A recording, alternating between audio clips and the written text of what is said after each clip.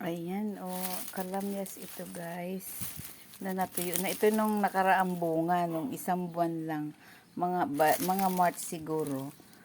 Kaya lang ang bait nung ano, ang ganda ng puno kasi nagbunga ulit siya, pakita ko sa inyo. Agad-agad may bunga ulit siyang kapalit. Ayan oh, tingnan nyo.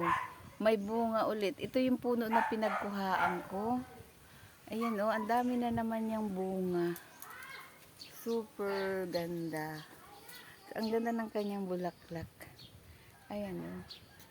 Ang dami na naman. At nandito lang siya sa puno. Palibase maliit ako kaya hindi siya nagbulaklak masyado sa taas. Nandito lang siya sa lahat sa baba.